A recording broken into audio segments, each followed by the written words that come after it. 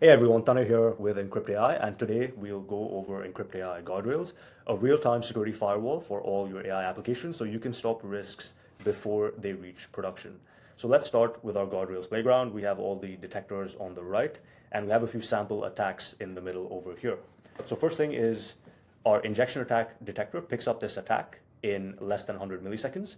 And if I try it again, we only get 45 milliseconds. And on the left side, the model responds in a non-compliant manner. So this is definitely a detector you want to have turned on before you move to production. Now let's change gears and look at a privacy-based attack.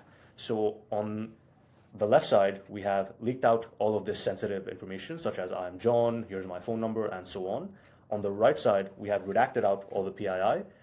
The model has responded without knowing any of these sensitive details, and then we have rehydrated the response so the user gets a seamless experience.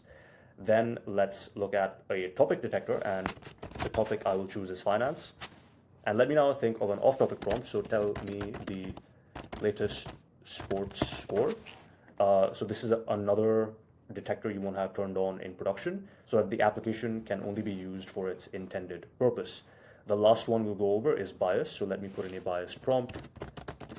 So I'll say pay should be according to gender, and our bias detector has picked that up, and we have some debiased text, which is pay should be equitable and based on skills and experience rather than gender. So those are some of our detectors. You can try all of them out on the Enkrypt AI platform. And the next thing we look at is policy violations. So for this, we'll have to do a bit of setup in our policies section. Policies is where you can upload custom responsible AI documents that outline the behavior you would expect from your application. These can be external policies like OWASP or NIST, or internal custom use case specific policies.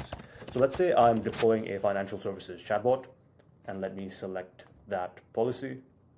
And that's all I need to do to upload it onto the platform. So let's now just wait for a couple of seconds here. And after about a few seconds, what we see is we have parsed this document, which outlines the correct behavior of this chatbot, such as not facilitating money laundering or unauthorized charge disputes, not being biased in its lending practices, and of course, not giving investment advice. Right, so I definitely need my chatbot to follow these rules before I deploy. So I've uploaded the policy, I've gotten back these singular atomic operationalizable rules. Now let me click on Setup Guardrails. So I'll turn on just my policy violation detector with that policy uploaded. And if I put in a non-compliant prompt, like